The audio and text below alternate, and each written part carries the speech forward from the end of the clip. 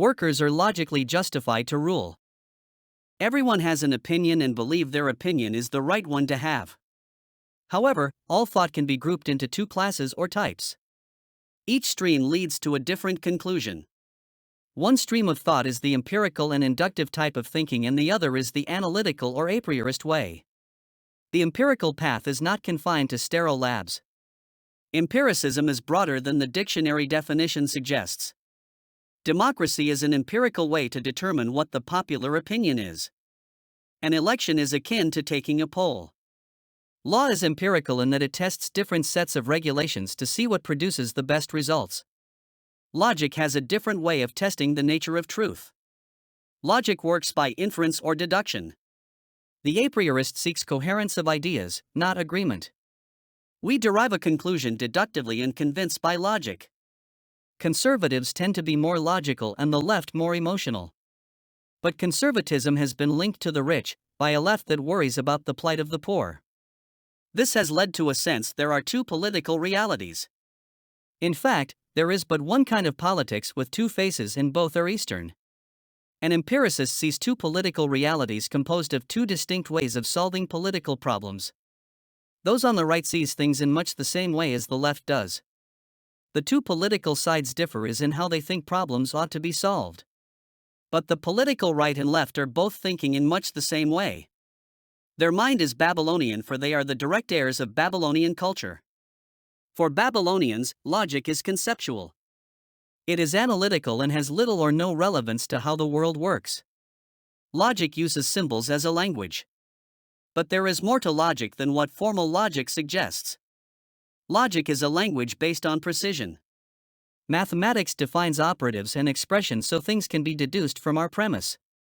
Too few people seem to bother much about the quality of their thinking. A case in point is the concept most of us have about the nature of the worker. Work adds value to property or assets. This is tantamount to building the church. The world is what God created. The church is the additional value added to it by work. But this kind of work is work done in faith. There is another sort of activity which is Babylonian, and it is more about consumption than about construction. The activity of Babylonians extracts wealth and exploits others. These are the only factors in play and the only things we need to explain the problems of this world and the solution.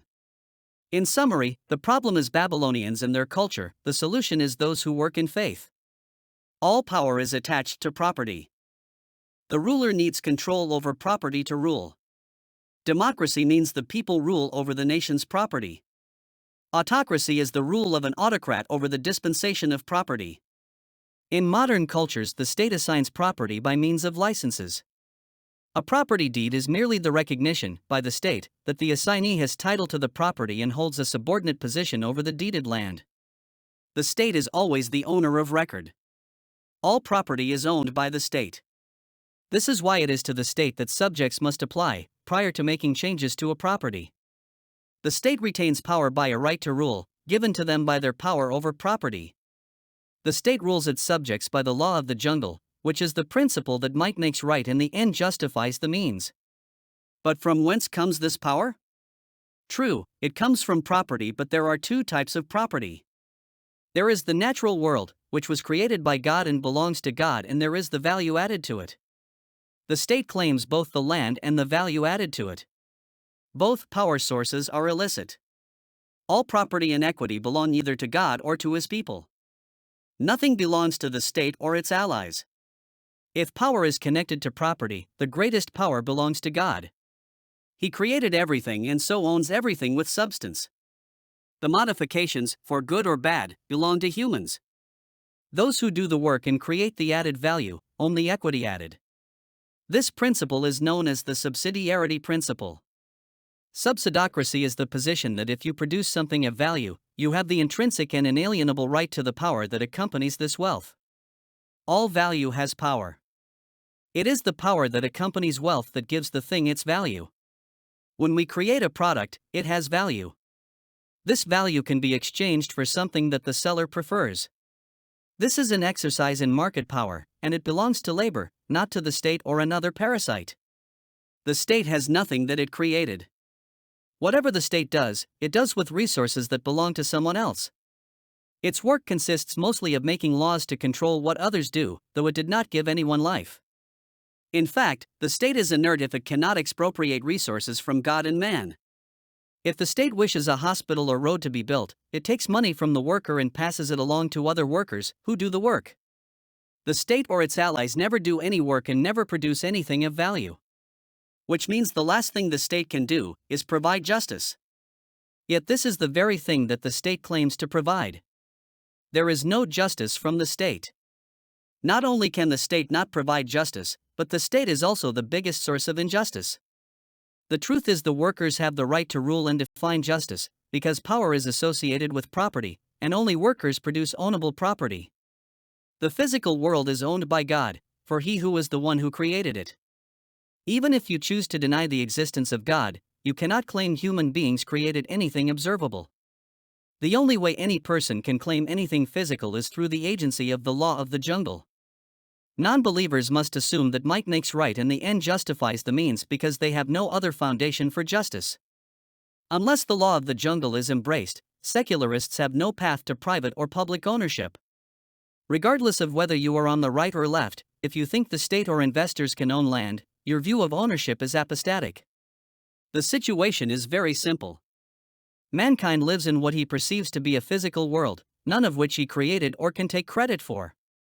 This natural world is friendly to life in the abstract but not suited to human life specifically, except of the most basic of senses. Therefore, man must work if he is to survive in any but the most primitive of ways. The question is, if we work, who ought to get the reward? If it is the one doing the work, then justice would be to ensure workers rule and the state simply reflects the power of labor. If the worker is worthy of his wages, all injustice consists of workers being deprived of their wages. Another form this evil takes is preventing people from working. If you have the power to stop people from working, this is a power that is used to threaten others, so they comply with your demands. If they do not obey, then you will deprive them of the ability to work. This threat is used by the state, regardless of the system it is in. Represents. This power to take from others what belongs to them in a judicially acceptable way is what gives the state to retain its power. It ought to be obvious the worker can never achieve justice if some higher authority is deciding what justice means. The state is unable to provide justice without extorting wealth from those who work to create it. The state does no work and so produces no wealth. It cannot exist without extorting wealth from the productive sector. If the state rules by the law of the jungle, by what right does it rule those who produce the wealth? The law of the jungle is muted by and in democracy. Yet, democracy is still a modified form of mob rule. On what grounds does the mob or majority get to decide who gets what, or who exercises power? The only right the mob has is that given to it by the law of the jungle. It is wealth and power that gives the state the ability to rule, but this wealth is always extorted from others. It is not the ones who voted the state into power that necessarily pay the costs of the state. Subsidiarity is the doctrine that power ought to remain where it originates. This is where the wealth that generates power is formed. This principle may seem unworkable and may suggest anarchy, but this is because the state stands in the way of justice. In the early days of the farming community, those who generated wealth directly ended up with power. Now, the state often stands in the way of personal freedom. It is even difficult to amass wealth with the state playing the role of arbitrator and broker. One has to be fully aligned with the state to succeed in any Western country. Yet, it is not the worker who is the problem, it is those who expropriate wealth. This is done by the state but also by other parasites. The fear is that if the state's regulatory power is reduced, worse parasites will step into the power vacuum. This is possible in this system, because its power base is illegitimate. It is always those who have no right to power that assume the reins of power. To take over the existing system is to successfully expropriate property from labor. But if the present system is deplatformed or made redundant, there is no means for parasites to expropriate the wealth of labor. Workers have the right to rule based on their creation of value. What prevents them exercising their right to power is the state's usurpation of the power and property that belongs to God. When the state can no longer steal what belongs to God, power naturally reverts to those who work and build the church.